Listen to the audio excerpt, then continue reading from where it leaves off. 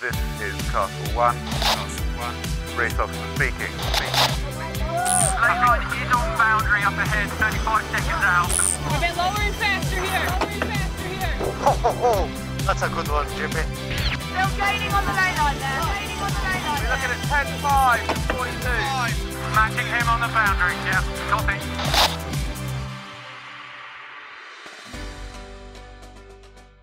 Welcome, podcast fans. Thanks for joining us. We've been away for a while. As I'm sure you've noticed, it's been a busy year. A lot of sailing, a lot of work, and not a lot of time to keep on top of the podcast. So we've had a bit of a break, but we are now back with a great two-part podcast, taking another deep dive with one of the teams from the rapidly approaching 37th America's Cup. Before we get going, thanks for all your messages of support. And to those of you wondering on the lack of podcasts this summer, fear not, it's just a brief hiatus. Podcast producer Tim and I have both been busy this year, and to make the podcast properly obviously takes a bit of time. Hence the brief pause in production. But there's been a lot going on, hasn't there? The preliminary regattas of the Cup, the drama of the Transat Jacques Vabre, Sail GP and the Olympics just around the corner. There's plenty going on. It's a busy time in our sport. To those of you that took the time to head over to buy me a coffee, many, many thanks. Some of you have been very generous. Thank you again. It's great to know you enjoy the podcast. And if you haven't done so and you like what we do, please do head over to buymeacoffee.com/sailing podcast.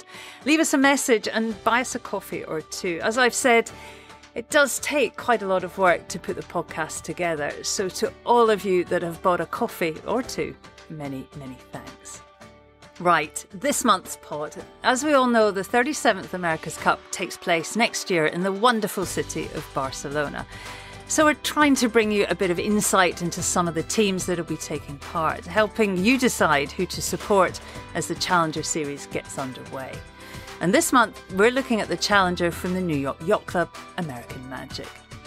The team took part in the previous Cup in Auckland as one of the three challengers to Emirates Team New Zealand. But they were the first to exit the Cup after a brutal race incident midway through the Challenger Series. Bearing away post-tack at the top mark into a building gust while leading Luna Rossa, American Magic's AC-75 Patriot nosedived into a terrible capsize, as good as ending their campaign. The team galvanised around their leader Terry Hutchinson to get Patriot back out racing, but their Cup bid was over. That's a very short history behind this team. Post the 36th Cup, the board and backers waited to see the landscape before committing to enter. But they're back, and they're looking strong. American Magic represent the might of the New York Yacht Club, the most successful club by far in the history of the Cup. In fact, superlatives around the success of the New York Yacht Club's defence of this trophy are pointless. The longest winning streak in world sport. The club held the trophy from 1851 until 1983. That's 24 successful defences. Generations of talented yachtsmen. 132 years of success. Well, since losing the trophy, the Yacht Club had, up until Auckland, challenged for the Cup just 3 times. So having the New York Yacht Club back amongst the challengers is a huge deal. Throughout this podcast, the team several times make reference to American Magic team principals, Hat Foth and Doug DeVos, 2 hugely important backers of American Magic, who are both very successful yachtsmen themselves. Hap has won multiple Maxi World Championship titles with his Bellamente racing team, and Doug DeVos sits as a co-founder of the 52 Super Series, and with his Quantum racing team has won 5 Super Series world titles, more than any other team. The team welcomed us to their Barcelona base a week before the America's Cup preliminary regatta in Jeddah. So just a few weeks after they'd scored a first place in the opening regatta in Villanova. And they're a team brimming with talent. From the design office, the coaching staff and the sailing team, So we've done pretty well to cram as many interviews as we could into this 2-part podcast. In part 2, we talked to Paul Goodison, British Olympic gold medalist, returning as helm after his role as mainsail trimmer in Auckland. We talked to David Oliver from the talent-rich design team, and we chat to exciting young sailing talent and backup helm Riley Gibbs. And finish the podcast talking to team mastermind Terry Hutchinson. Well, that's all coming up in part 2, but in part 1, we start things off talking to a man that, to you, will need no introduction. Multiple podcast guest, American Magic co-helm Tom Slingsby. We talked to one of the sport's real super coaches, Tom Burnham, about making this talented team a winning outfit. And we talked to rising sailing star Harry Melges IV, a young sailing talent from a family steeped in American sailing history. In fact, we finished this edition in the AC40 simulator, where Harry was kind enough to interrupt training to let me get on the wheel and take the AC40 for a spin around the Barcelona racetrack. I hope you enjoy the time I spent with America's Cup team, American Magic.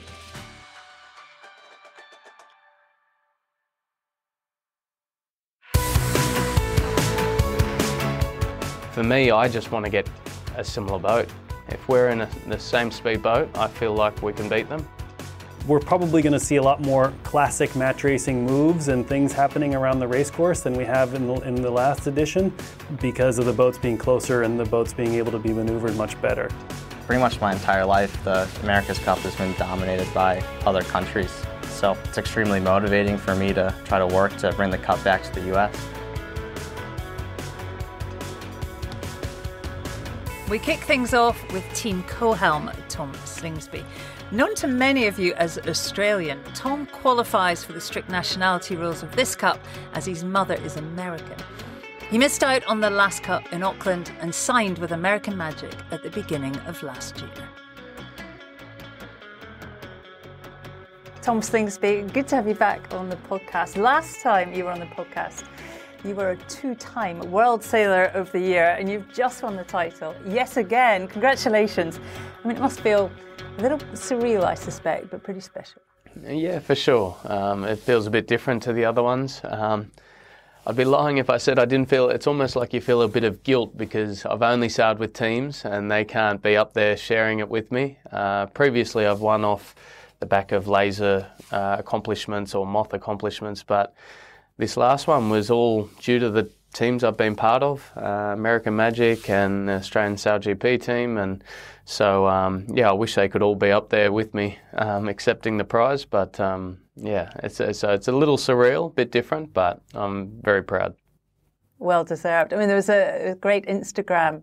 I think it just followed the award ceremony with you surrounded by all the Rolex watches. Oh, God, yeah. No. You could open a shop, Tom. Yeah, I've been very fortunate in that regard. Well deserved. Thank you. We saw you, of course, in Villanova, first time lining up in the Cup arena with your new Cup team, and you smashed it. 2 wins and a second on a very tricky final day.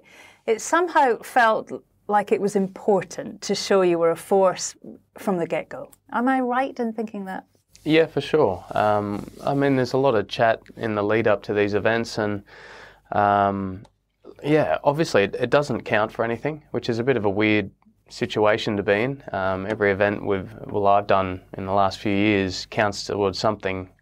But I said to Terry early on, and he agreed that we need to put our best foot forward here and get the campaign off obviously the campaign started a long time ago, but get the campaign going from the racing point of view in the right direction and show the team behind us, 100 plus members of the team behind us, that we're here to win. And also we've got a younger team with a little bit less America's Cup experience than some others. So I said, look, we got to do our very best here and try to hit the ground running and get a win on the board. And yeah, I mean, we were lucky. It was a tricky day, and one day was cancelled. The second day there was no wind, and then the third day, fortunately we had 3 good races and were able to steal the win. What did it count for here at American Magic? What did it mean back here? It meant a lot to everyone here, for sure. Coming back and seeing everyone with smiles on their faces, and for me, it really just, I think it's a reward for all the people who do all those long night shifts and the extra hard work, long hours at work, and they don't get to go out and race, but they're very much, just as much a part of the team as the sailors are, and it's a way to reward them for their hard work, for asking them to stay another couple of hours to fix an issue or to do something. I think for those guys it shows that the work they do really does matter and it does count, and I think it's just good for everyone's morale to know that, at least from the designers and the shore team and the builders, they know if they put a good boat on the water, the sailing team can execute and can win the America's Cup if we have a fast boat. So it's great for the sailors' confidence, but it's great for everyone throughout the team. You've been on both sides of an America's Cup match win. How hard is it? How big a sporting challenge is it to actually win it? It's unbelievably hard. You've got teams like Team New Zealand, which have been together for 20 or so years, and they're just such a polished unit, and they competed in every cup since then. They're designers, sailors, they're shore team, boat builders. It's just in every aspect they're very innovative, and they think outside the box. And I think with a unit that's been together like there's so many of that team who's been there for the whole 20 years, you're coming up with ideas and innovations, and those guys they go, no, we did that in 2013, we tried that foil shape. Oh no, in 2017 that there didn't work for us. And so you can just cut the development time down so much when you've got a team that's got experience and you can speak openly about it, and that it's not like they've been changing teams before. The core of the Kiwi team has been there a long time, and it's such a hard challenge to beat a team like that. And then for us at American Magic, I've only joined this second campaign, but all the work they did last campaign was hugely beneficial heading into this campaign. And I think, look, for us, the structure's there, the sort of important pillars behind us are there, and we've just got to get all the detailing out and then perform on the water. But I think it's definitely winnable, and that's exciting. All you need's a chance, and I think every team has that. It's hard to look past the Kiwis. As you say, certainly from the outside, it looks a pretty polished unit. You know, how do you approach trying to beat them? How do you take them on? Yeah, obviously beating the Kiwis is going to be unbelievably tough. Their design team, to me, the whole squad is unbelievable, but to me the design team they think outside the box, and it's incredible, like whether it's foil development, whether it's hull design, whether it's aero, in every area they're scratching new ground and they're testing things that you sit there and go, geez, that's a smart idea. I don't think I've ever seen them put something on the water that we don't even need to watch that. It's not irrelevant. Everything they put on the water, you're watching very closely going, what's the outcome of this going to be? And you're watching the recon tapes and trying to figure out, is that faster or slower? But yeah, I feel like we're starting to do the same things, and we're starting to break new ground, and we're getting more polished. And then I guess confidence is a big thing. Beating them in Villanova, I think, was important. For me personally, having beaten them in SailGP a few years is very important. You've got to somehow dent their confidence and make them think, if our boat speeds are similar, we're going to struggle against these guys. And yeah, for me, that's going to be important. Like, everyone crosses their fingers and prays that they're going to have a faster boat and it's going to be a mismatch in your favour. But the factor of the matter is it's not going to be like that, more than likely. And for me, I just want to get a similar boat as hopefully all the design work we've done. If we're in the same speed boat, I feel like we can beat them.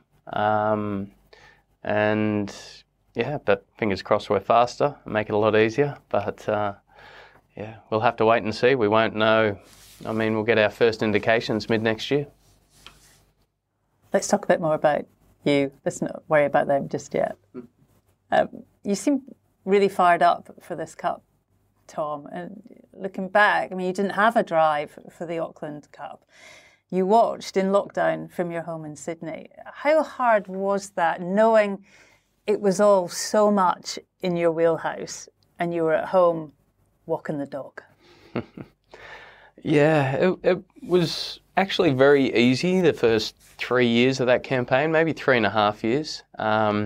I made the decision that I didn't want to do the Cup again. And at that time, I actually thought it was for good. I wanted to do something new. And SailGP was on the horizon, and I said, I want a new challenge and want to do that. If I'm honest, at that time, I didn't really know that these boats were in my wheelhouse. I'd never been a skipper of any of the programs I was part of. Obviously, I was a single-handed sailor. I was a laser sailor. And then I became a crew, a tactician, a strategist for best part of sort of 8 years. And then I decided I had a bit of time not doing the America's Cup. I decided to concentrate on the Moth Worlds in 2019. And I realised that I can definitely do this. I can beat the best guys in the world. And then SailGP started, and leading a team, I realised I'm hopefully not holding us back in steering because I hadn't steered these boats. And I just sort of built confidence from there. And so for sure, watching in 2021, by this stage, I sort of realised that I can hold my own against the top guys in the world. And then that last 6 months when they all arrived in Auckland, I remember just that was hard. Watching all the teams out there and out on the same batch of water and all the different design philosophies, I was like, oh, that hurts a bit not being there. And so, yeah, watching that was tough, but I sort of knew that my trajectory at the moment as being a helmsman is going pretty well, and this Cup's just finished and I'm in a pretty nice position. And so fortunately, I was given an opportunity to come back to the Cup because as a sailor, not many people are able to sit out a Cup campaign and then come back after. It's pretty rare. I remember when I was chatting to Grant Simmer before I decided to sit out 2021, he said, just know that it's very hard to get back in. Not many people can do it. But I was fortunate to be able to make my way back. How did you end up then in American Magic team kit? How did all that come about? I mean, obviously it's a bit of a logical thing, as in it's the only team I could race for. But I've always said if I'm an Australian and an American US citizen, I proudly represent both countries. My mum's 100% American, and she's so proud when I've got the US flag on my shoulder. So if I wanted to race, it was with American Magic only because of the nationality rule. But I was talking to other teams about coming in a backup sailor, not a backup sailor for the race, but essentially running the testing and being another helmsman on the B boat and trying to help teams. But after chatting to Terry, chatting to Doug DeVos, I got to know Doug on the 52 circuit. We realised there could be an opportunity here, and yeah, we started going down that process, and yeah, I'm very happy the way it's all played out. What about SailGP, Tom? And we chatted a lot about that in your appearance on the podcast. But looking at your role here, has SailGP been a big asset, do you think, to your yacht racing? It's fleet racing, it's different, but there's still rules, of course. It's fast, quick decision-making. Has SailGP helped those of you that do both? Yeah, for sure. I think so. You've only got to look at the direction that the Defender, Team New Zealand, are going there. They put a lot of effort behind SailGP now, and they brought their coaches from Team New Zealand over to SailGP, and they've got resources there. to back that, because they realise that's a very important part of your preparation for an America's Cup. And then you look at Ineos with now Emirates in the British team in the Sail GP League. They are in the same boat. The French are doing the same thing. I think it is an advantage for them being able to race under really high pressure situations as a unit. In the America's Cup cycle, you don't get that many opportunities for that. And these teams sort of go through the fire together and have to come out together, and you sort of can realise whether it's personality differences or cracks in the team. You sort of can see that early on before the America's Cup comes around. We don't have that luxury at American Magic. I'm the only one who's leaving to do the Sail GP events, but I think that's why we weight the World Series events in Villanova and Jeddah so highly, because we realise that this is our only opportunity to race as a team with pressure, and it's just something you can't simulate in-house. So I think that's why Sail GP is so good. I remember having John Bertrand on the podcast, a mentor to you throughout your career, and I think the timing was you just signed for American Magic, and he told us that you'd both talked before you signed, and I think he said you called him, but maybe he called you, I'm not sure. He said you asked him if you were doing the right thing. Can you remember what he told you? Yeah, I've always called John Bertrand before a big decision, whether it was sitting out the America's Cup in 2021 or coming back into it this time, Sail GP, leaving the Olympics. I've always called John Bertrand. I often call Grant Simmer as well. They're two of my mentors who have helped me a lot over the years, and I'm very lucky to have two people like that.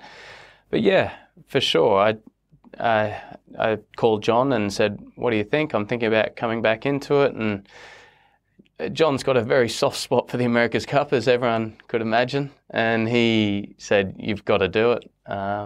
Make it happen.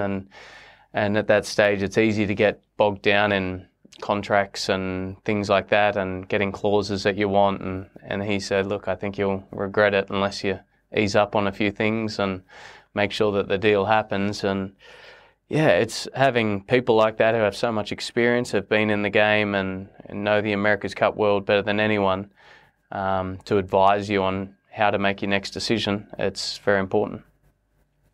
Throughout your Olympic career, you had a few rivals, but one man perhaps above all others.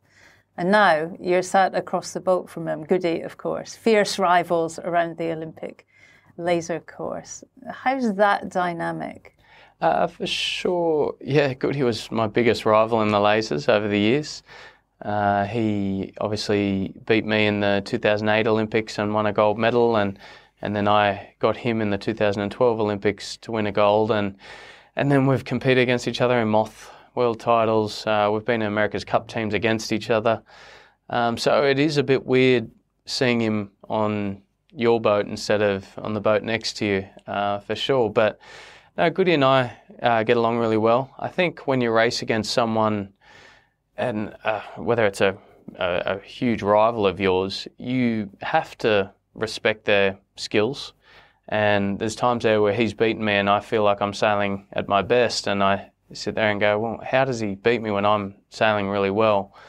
And so it means you got to go, that guy is very good. He's very talented, and it takes almost more to beat someone like that. And for me, that it really just hits home. Like, even though he might do things differently to the way I do them, I know that he can get results. He can achieve results with his processes, and he's proven that. And I've got to trust his process a lot of the time, even though it may differ from mine, because I know it does work and it gets results. So, Goody and I have a few highs and lows along the way, but I think, we'll be strong next year, and we're still sort of learning each other's ways and how each other operates, but I think we'll be pretty strong by the start time next year. Let's talk about the twin helm thing. It's a new process for you. I mean, how weird is it? I think the control freak in me might struggle with it. You know, how's that all going, and how do you work out who makes decisions when? I mean, it's all new. It is really hard to how that all works, and I think everyone watched the last America's Cup watching Jimmy and Francesco Bruni sort of work together, and it really looked seamless. But it shows how much work they did on that before they hit the water, because the way they were able to sail, and there was never any arguments, or it was almost like they didn't even discuss things. It was just seamless the way it worked. But as soon as we hit the water doing the twin helm and got on a racetrack, you quickly realise that it's easy to butt heads. One person might want to tack on one boat, and the other guy, no, I want to let him go. I want to be less aggressive and go to the boundary. And yeah, how that all works is tough. And Goody and I, for sure, we have different ways of racing. I might be a bit more aggressive probably, and a bit more into boat-on-boat sailing, and Goody's kind of, his way is just go fast and make sure that we're sailing the boat at optimum, and we will sail away from them that way. It's just going to be a blend, and whether one helm runs one side of the boat and anything to the left of the forestay Goody runs, and anything to the right of the forestay I run, who knows how that's going to work. We're still working on it, honestly. I think you'll always be. That's quite the challenge. It's going to be a big year, Tom, isn't it? I mean, whatever happens on the racetrack, parenthood is literally just around the corner. You know, how much are you looking forward to all of that? Honestly, I can't wait. The thought of having my first child, a little baby boy, my wife and Elle are just so excited. I'm going to be heading to Jeddah, but I've already looked at all the flights. If the baby did come early, every single option, how I could get home as quick as possible. If that scenario happened, and I had to tell Terry and the guys that I'm sorry, but if I have to choose, I'm going to walk away in the middle of the night if I have to make sure I get there for the birth of my first son. But they completely understand. I'm fully supported. And then I won't be doing the Dubai Sail GP, as it's just a bit too close to it. But they're very easy sacrifices to make, if I'm honest. This is something I'll always do more sailing regattas, but being there for the birth of my first child is something that, I wouldn't trade for the world. We're all excited for you, Tom, and it's great to have you back on the podcast, a regular now. Many thanks for your time. No, thank you very much. Thanks for having me. Tom Slingsby, co-helm at American Magic, sounding pretty confident as well. I like that. Well, as we've discussed, Tom's been on the podcast before. There's a great 2-part sit-down with him, a few editions back into the archive, that sees him chat about his sailing career to date. If you haven't heard that already, it's a popular listen. Give it a try. Our next guest is one of the sport's most respected coaches, a long-time colleague of Terry Hutchinson at Quantum Racing. His Cup campaign career goes back to Ed Baird's New York Yacht Club Challenge of 2000, Young America. And he was last involved in the Cup as a coach with Artemis in 2017. As you'll hear, we go back a long way. He's one of the sport's great speakers, and it's so good to have him on the podcast. Hey, Coach Burnham. Tom Burnham, it's great to have you on the podcast. For our listeners, I have to say, for a long time now, Tom has been my go-to saviour on WhatsApp when I need something clarified for commentary or scripting, and you always oblige. You're great at explaining sometimes quite intricate scenarios. So a huge thank you for that. And it's great to have you join us, Tom. First time on the podcast. I can't quite believe that. Thank you. It's really great to be here. It's certainly a podcast that I listen to all the time. And really, quite honestly, I'm not sure I belong in the company of all the others that have been on this podcast in the past. So I appreciate it. Thank you. Well, that's not true in any way, Tom. It's pretty busy here, and your job, as we're about to hear, is pretty full on. I mean, every day seems full on here at American Magic. How's it all going? It's going great, and it is super busy. We have a lot going on. There's a lot of moving parts in these campaigns, as you well know, and yeah, you see the amount of people that are here at the lunch table when we all have lunch together, and it just gives you a scope of the how big things are when you see everybody in lunchtime. But yeah, things are going well. We're ticking along, going through our objectives really nicely. You know, we have our tough days and tough weeks here and there, which is all part of the process. But overall, things are ticking along really nicely. We have just had a very lovely lunch, Meat-Free Monday here in Barcelona. How many people is it here? You know, how many people are here? And just give us an idea of the scale of it all. Yeah, so I think that there on a given day in the lunchroom is about 120 people or something like that. Somewhere in that number, and it's a pretty big group. There's only, you know, interestingly, I find, is coming from historical America's Cups. Now there's only, I think it's 18 sailors that are here in the program, and that's including the power group and everything. And so it's quite a big organization that goes around outside of the sailing team. And, you know, the sailing team is the group that really gets the most exposure, but the other parts of the program, it's such a big, you know, the program is so much bigger than the sailing team, and it really is, it's really a spectacle to see how everybody works together and how much happens behind the scenes. It's great. You've had a long involvement with the Cup now. I mean, head coach, of course, with Artemis back in Bermuda, and a regular part of Terry's quantum racing team and the Bellamente outfit. Mm-hmm. You weren't, though, with the Cup down in Auckland. What was that like, watching it all unfold on the telly, knowing the team as well as you do? Yeah, it was definitely interesting, not being a part of a program last time and watching. Actually, I was doing some television commentary in the U.S., and so it was. I was sort of trying to be as involved as I could from the U.S. and doing commentary in a booth in the U.S.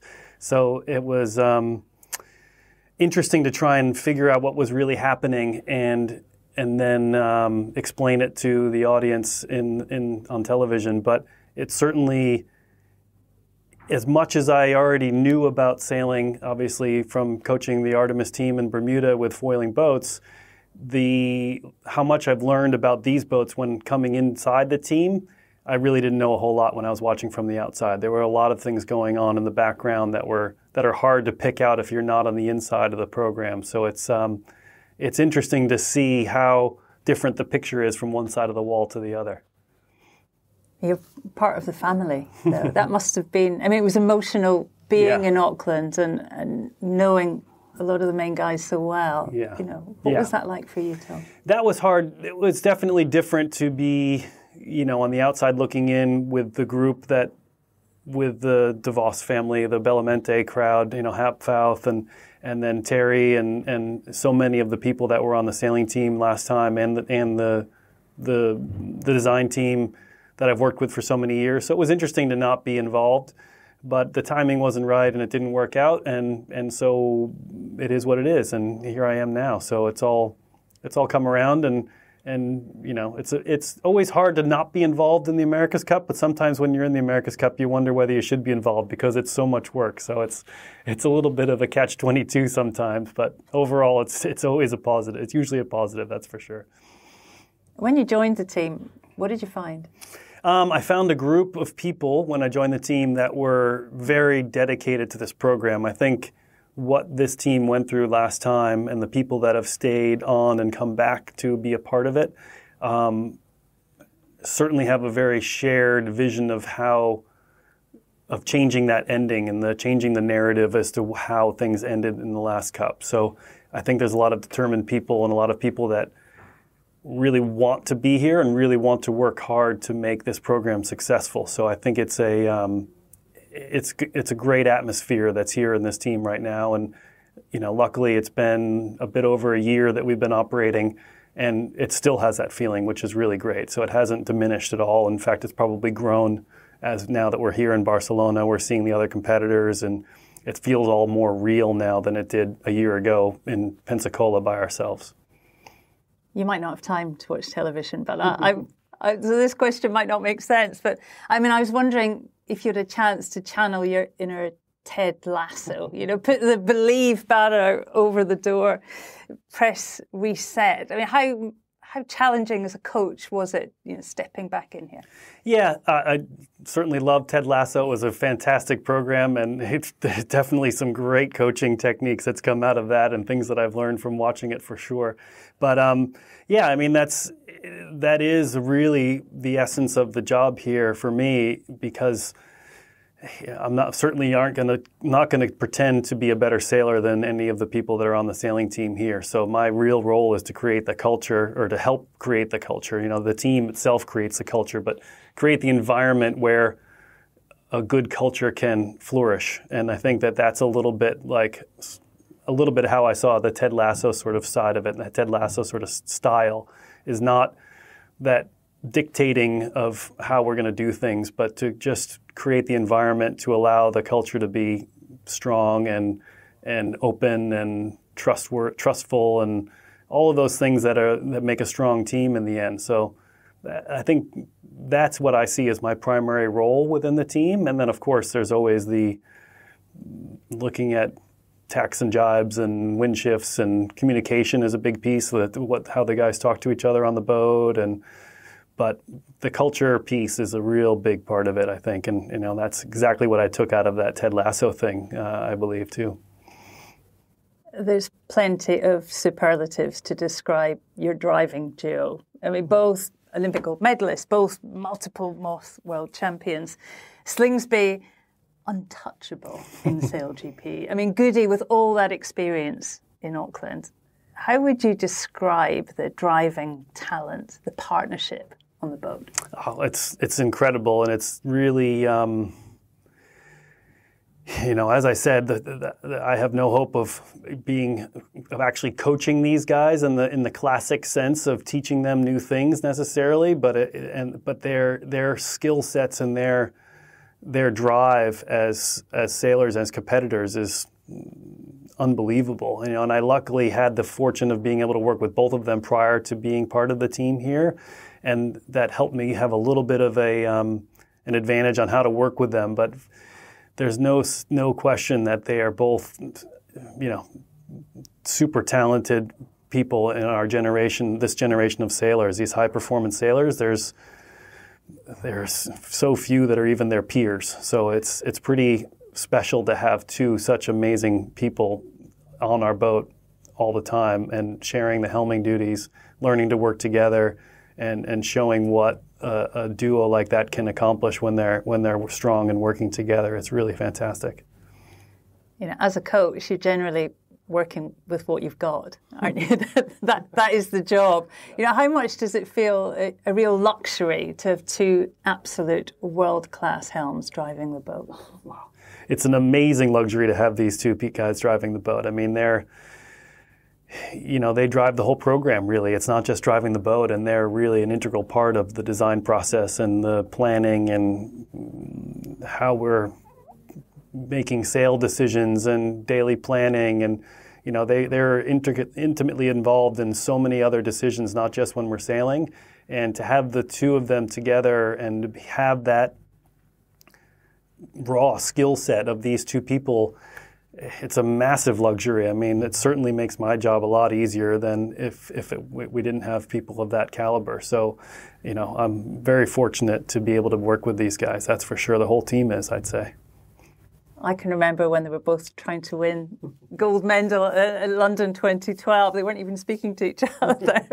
How did the pair fuse together? And it's an interesting dynamic, isn't it, with two helmsmen and both sides of the boat, and how did you make that work? Yeah, it's an interesting one, and it's still a work in progress. I mean, it's definitely an interesting. It's never really been done before what Luna Rossa did, as far as I know. But to have two helmsmen sharing the role 50-50 and helming, it's incredible. And as you say, to have these guys that were also pretty big rivals between the 2008 and 2012 Olympics, one of them winning gold in each edition.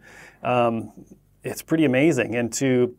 But the best part is that they're both fierce competitors, and when push comes to shove, they realize that working together is going to be what creates success. And so, as much as they might have competed against each other on the water and in their laser days, now they're competing with each other against the other competitors out there on the race course, the other teams. So that's a sure way to get some unity going. And and we're figuring out the different roles and responsibilities and how the shift happens in different times in different parts of the race. And that's kind of nuance more than major shifts in how they work together, because they just know that they need each other and they need to work together really well. So, and that's another great thing. I mean, the fact that you've got two helms and working to push the boat to its limits, and if we see a difference from starboard tack to port tack, we can look at what's different, what we can do to make some changes, and we might be learning twice as fast as if we had only one helm switching from side to side and having to change them.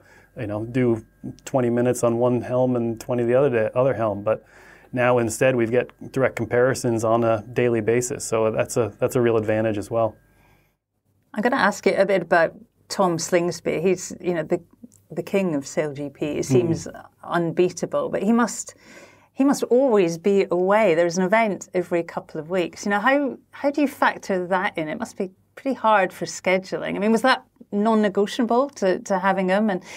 And do you think that it perhaps adds something to the performance, or can it be a distraction? How does that fit into your program here? I think it's a positive to our program. I think one of the things that's so good is that he is continuing to do high-level racing with a lot of pressure put on him, and it's once a month or so, as you say.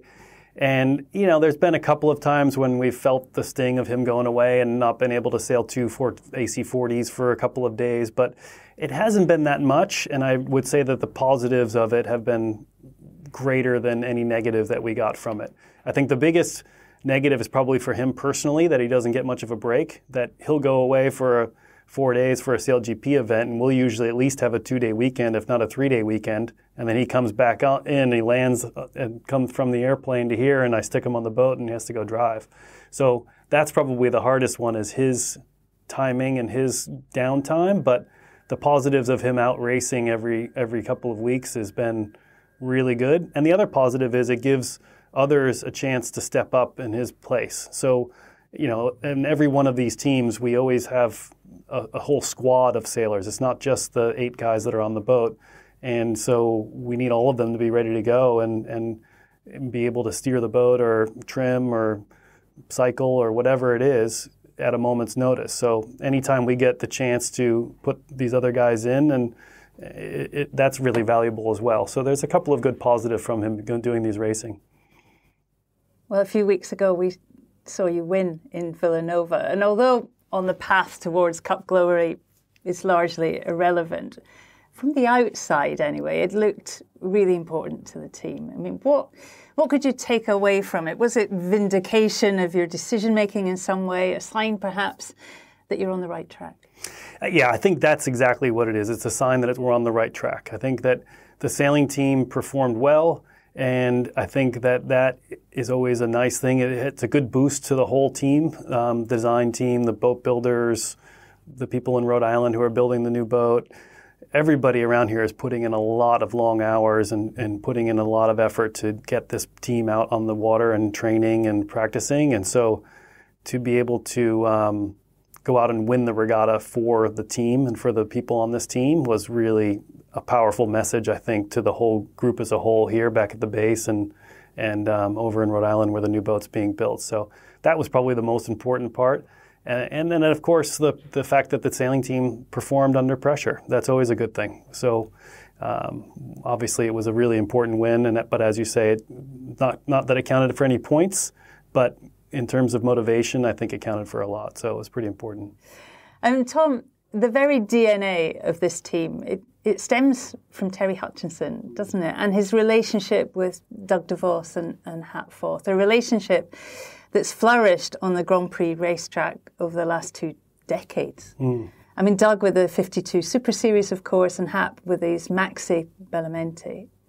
Describe that shared history and what all of that history brings to this team, to the campaign?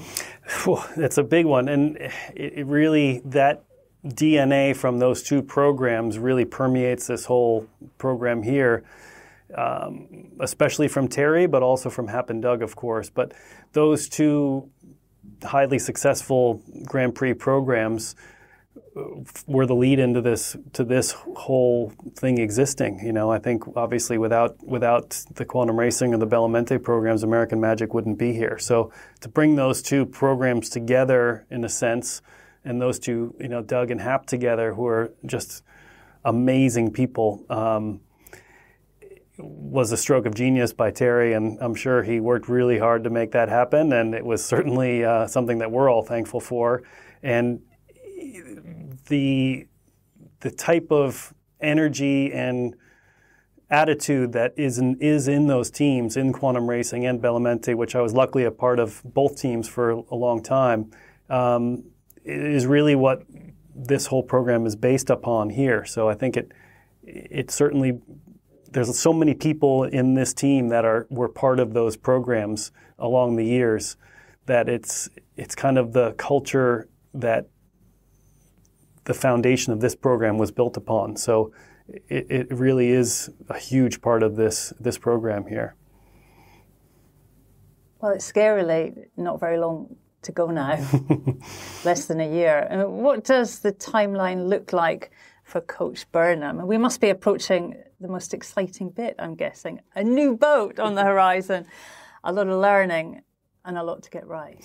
For sure. And I think that's, it is a really exciting period coming up. You know, luckily we've got the two AC40s to be able to do some match racing practice over the winter before the new boat shows up, and then getting into a new boat. And how great is a new boat? So we're really excited about getting the new boat. First, obviously, we're doing a big period with Patriot right now, which is super valuable to be out here on the water with an AC75, and then a bunch of AC40 sailing for some training, which will be really fun, and a little bit of a different push than what we've had with the 40 so far, where it's been used a lot as a design tool and less as practice for racing. So to be able to get some race practice going in the coming months is going to be really fun. That's sort of really exciting from my perspective for sure, because it'll be right up the alley of what I'm looking to get the guys into some more racing leading up to the Cup. It'll be fun. It's great to hear that match racing is now more of a priority in the programme. Do you think with the version 2s we're going to see more of that? Is it going to be a tighter battle in the racecourse? Well, of course, we'd love for it not to be a tight battle and we'd sail away with 4 knots faster than the other boats around the racecourse. That would be amazing. We'd love that, but we're certainly preparing for the fact that it's going to be a battle, and that with the version 2 of the boats, like you say, that things will be much closer, and that all the teams will be much better equipped at maneuvering, and boat handling is going to be faster and better and more consistent. So that's just going to in turn make the match racing much more of a piece in this next America's Cup. So I definitely would be surprised if it wasn't more. We're probably going to see a lot more classic match racing moves and things happening around the racecourse than we have in the last edition, because of the boats being closer and the boats being able to be maneuvered much better. So we're definitely preparing for that, and that's the goal, and that's where having a great sailing team like we do have feels like a real advantage. And but as I said, I would love nothing more than us being so much faster that it's not a match race. But we certainly can't count on that. That's what we need to prepare for the battle. It's going to be an exciting year. Good luck with it all, Tom, and a massive thank you again for your time. Thank you. Done great. Tom Burnham, such a pleasure to have him on the podcast. I can tell you as well, he's a very busy man. Tom sits in an office at American Magic in Barcelona, absolutely surrounded by data. Live data off the boats, analysis data, training and sailing schedules. But he's always been very generous with his time. So Tom, many thanks. Our final chat for this edition is with one of the rising stars of world sailing. And testament to Terry Hutchinson's eye for talent, he's a previous US Sailing Sailor of the Year. And at just 22, Harry was just 8 years old when Tom Slingsby and Paul Goodison were fighting it out on the Olympic laser course in Beijing. He's now their backup helm. And as you'll hear, it's a role he's delighted to have.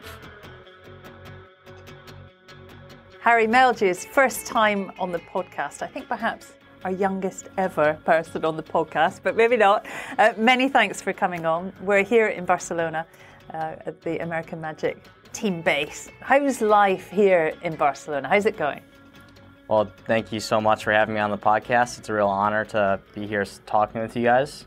Life in Barcelona has been just awesome. It's been a real privilege to get to work with the American Magic team and be involved with the sailing team. And I think coming from where I came from, it was a big transition to move to Barcelona, but it's been great. What's your role? How do you fit in the team? Yeah, well, day to day, my role is a backup helm for Tom Slingsby and Paul Goodison, and I'm also kind of leading our American Magic youth program for the Youth America's Cup.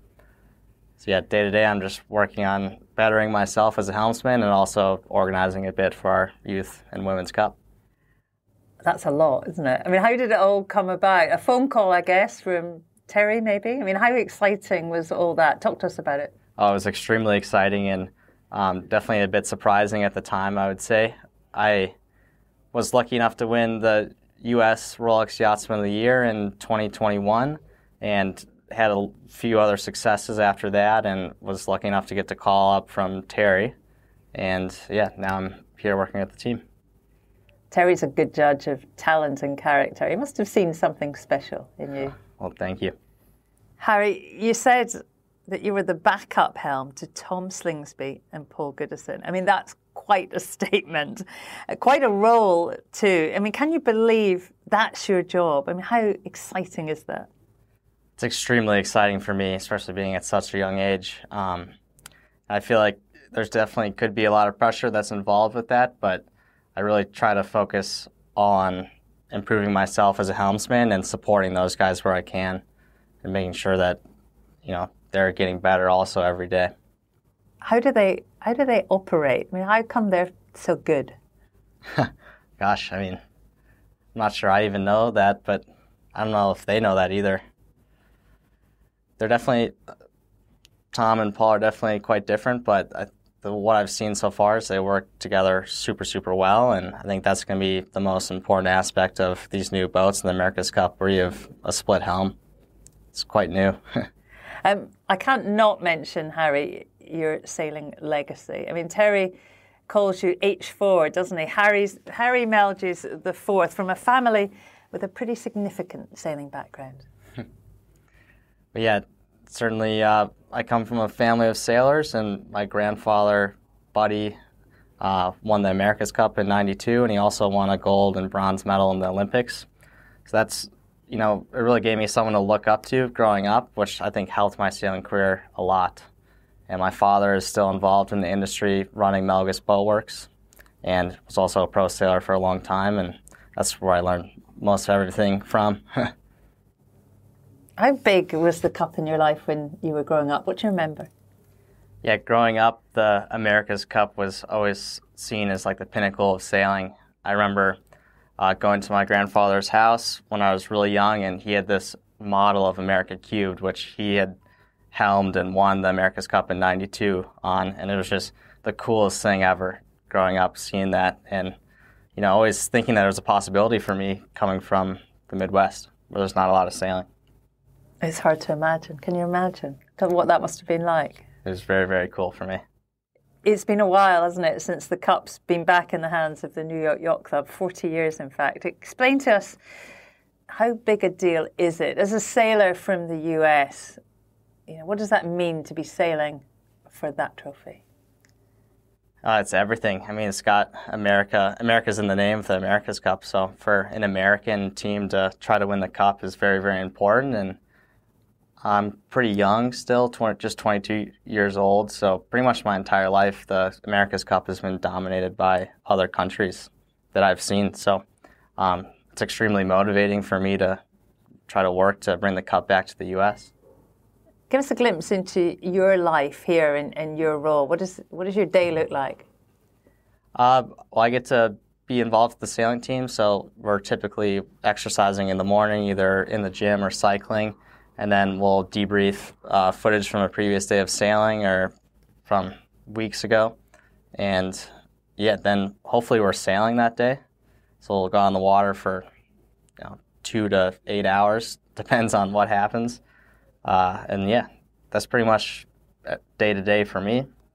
I'm also involved with the Women's and Youth America's Cup a bit and organizing that, so a bit of admin goes on that side of things. I've got a favour to ask on that side of things. A big question, Harry. I mean, as you say, you're running the AC40 sim, which is just downstairs, and I'd love to take a look. Is that achievable? Can we do that? Of course. Well, that's very exciting. You can tell me how it all works. Harry, many thanks for your time. It's been so great to meet you, and hopefully we'll talk again on the podcast soon. Thank you, Shirley. It's nice to meet you as well. The very modest Harry Melges IV, a rising talent in our sport and a man, as you're about to hear, who's true to his word. We talked to Harry yesterday and he's invited us back to the base. He's got us a slot on the AC40 simulator, and I'm just going downstairs into the depths here at American Magic. All kinds of things happen, mostly behind closed doors, and it feels very secretive. I'm going in now. Here we go.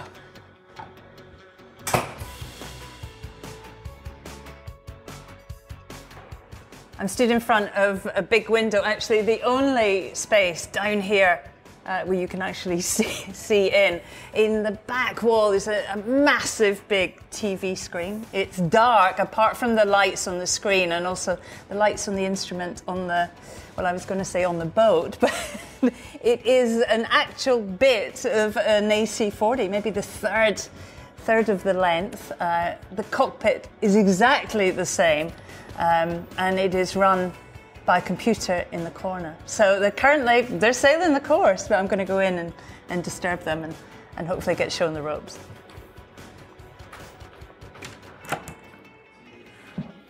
Hey everyone. Hey Harry. I'm here at my allocated time. Okay, hey Harry, you're driving on the port side of the boat. What's the plan? What should we do?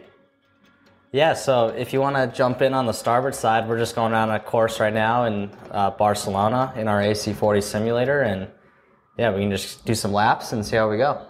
Cool. Well, I'm getting in. I'm going to drive on the starboard side. God, it's quite a deep cockpit, isn't it? I need a step to get in here. Yeah, at the moment I'm driving for you on the leeward side, so at any moment if you want to take the wheel, the boat's yours. Okay, let me just get my bearings. Is this actually what it looks like on the AC40? Pretty much. The inside of the cockpit's black on the AC40 and this is white, but other than that, everything's the same. All right, I'm pretty low down here. I have a wheel like a racing car wheel, and there's some buttons. What are the buttons on the side? Do I need to worry about any of that? Yeah, so you have two button panels on the outboard side. You have your board up and board down. You have a cancel button, which cancels the board up, board down function. You have a trim plus and minus button, which is the pitch of the boat. And then you have an upwind, downwind button. On the inboard side, you have the cant plus and minus, which is the angle of the foil arm. And you have a height plus and minus, which is how high the boat is flying. Okay, Harry's just tacked. We're heading back towards Barcelona. It's a massive big screen with a city. The city looks really cool on this, doesn't it? Yeah, it looks really realistic, I think. The W Hotel there in the foreground. Okay, behind Harry and I is our crew. We're not steering the ship on our own. What do they do in the back, Harry? Yeah, so the two people behind us are trimming the sails, and they're moving the traveler and the main sheet, and then also the jib traveler and the jib sheet. They also have functions like mast rotation, jib Cunningham, main Cunningham, and main outhaul. I think we're just at the top of the race course, so the first thing I'll do is bear away, and I'll go for a jibe, and I'll give you the wheel. Here we go for a bear away in 2, 1. We're heading towards that seawall at pace, Harry. Angle. Don't fluff it up. Board down in 3, 2, 1. Board down. And turning. Okay. Helm's mine, huh? Yep, your wheel. And then feel free to go board up anytime. There we go. Board's coming up. I'm heading out to sea. Heading up a little bit. How does it feel? Well, there is a bit of feedback on the crashing, bearing away too much, huh?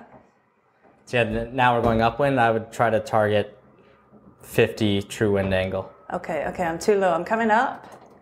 Sailing in the 50s, settled down, heading out to sea. There's a yacht on the horizon. Yep. Yeah, we're going 32 knots upwind right now, which is pretty realistic to how the boat is. Okay. There's a bit of feedback on the helm. I wasn't really expecting that. Yeah, I gotta say the feedback that they've put in this simulator is pretty similar to the real boat. So it's been a really good tool for us to train on land and teach new people how to sail the 40. I mean, you've sailed the real deal. How comparable is it? I'd say it's pretty similar. The one thing that you don't have, obviously, is the feel for the angle of heel. It's all visual with the TV screen. So that's quite different. And then you're obviously dry the whole time, which is quite nice in the simulator. Other than that, the boat's pretty similar. It's pretty cool. Too low? Whoa, I'm reaching around now. Is that all right? Yeah. 35 knots, I'm building. What's the top speed on the sim? I'm not quite sure what the top speed in the sim is, but we've gone over 46 knots with the AC41 with the real design. thing. Wow. Well, Harry, I can tell you spent a few hours in here.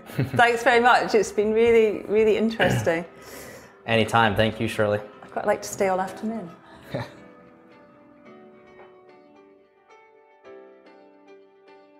Sadly, I had to give the controls back to the American Magic Youth Sailing Team, who were, along with the women's AC40 team, starting out on a series of training sessions in preparation for next year's event. To both teams, and to Harry, of course, a big thanks for letting me gatecrash their session. To the whole team at American Magic, Terry Hutchinson, the sailing team, Coach Tom, and to press officer Graham Harrison, a big thank you for letting us come visit.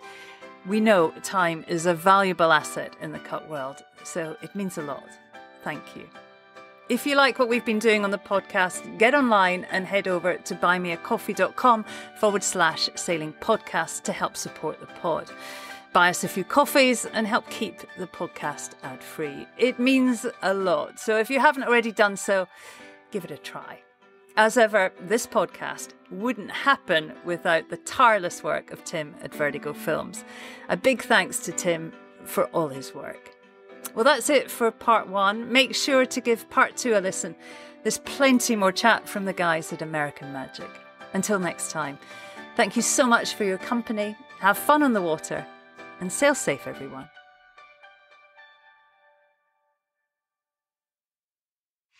This is Castle 1.